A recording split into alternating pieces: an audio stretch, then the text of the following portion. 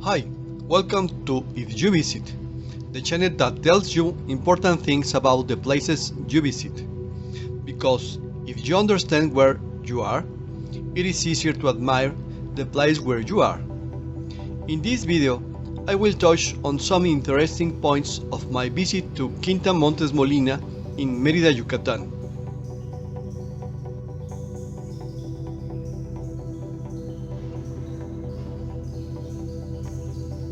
The Paseo de Montejo is the name of the one of main roads of the city of Mérida, Mexico, which was named in honor of Francisco de Montejo y León, conqueror of Yucatán and founder of the capital city of Yucatán.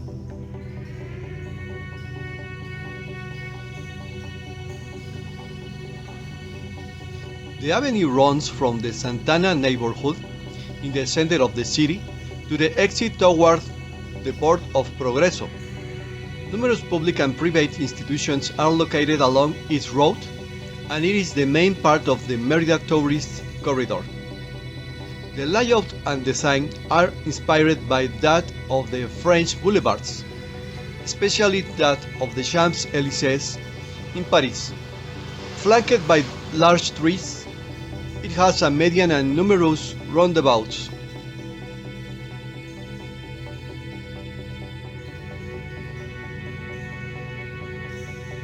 On both sides of this avenue, beautiful palaces and mansions of wealthy people from the Yucatán of the 19th century were built.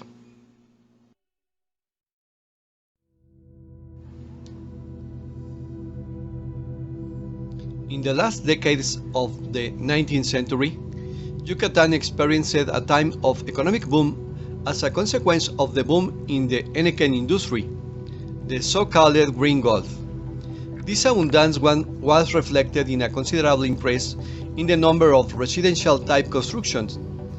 In January 1888, with the support of the group of landowners, industrialists, and merchants of the time, the project arose to build a boulevard in order to modernize the city of Mérida and give it a new meeting point.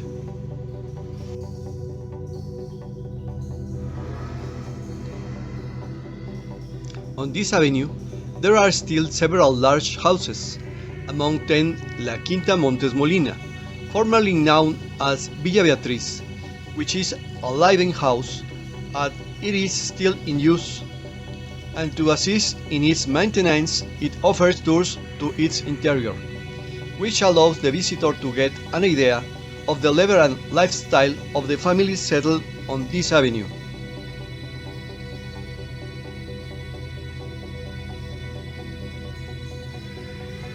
The house was originally built for Aurelio Portuondo and Barceló, a Cuban settled in Mérida for business, which among others is the culmination of the Peón Contreras Theater. Taking advantage of the same work team, he designed and built his house, but he had to leave the city and the country as a result of the revolutionary movements.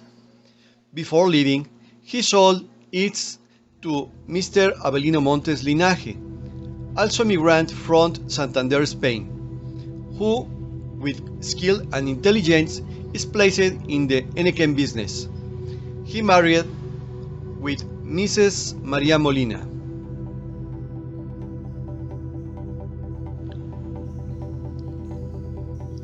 Upon his death, his daughter Josefina inherits it and decides to keep it in the conditions that her father left it.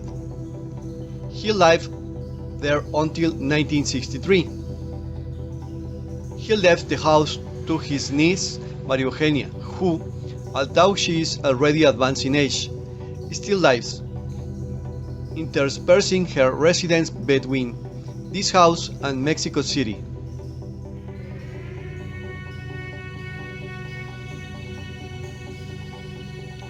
The general style of the house is eclectic with a neoclassical tendency.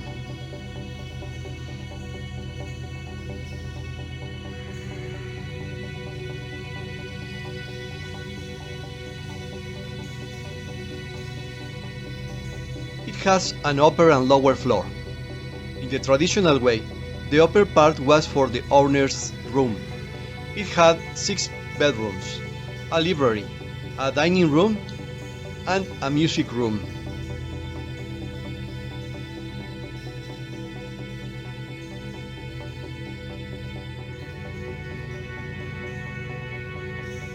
Some of the bedrooms were adapted according to the circumstances and condition of need at the time.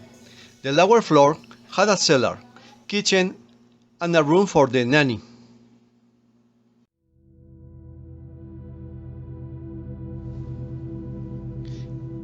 In this perfectly preserved property, we can see furniture from many parts of the world, and as if that were not enough, articles of use used at some point during the span of the more than 100 years in which the house has been inhabited.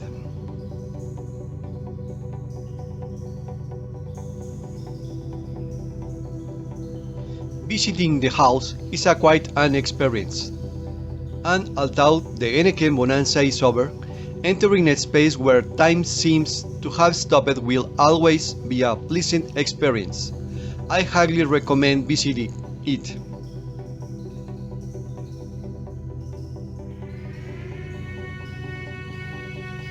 If you like the video, subscribe and remember to like it.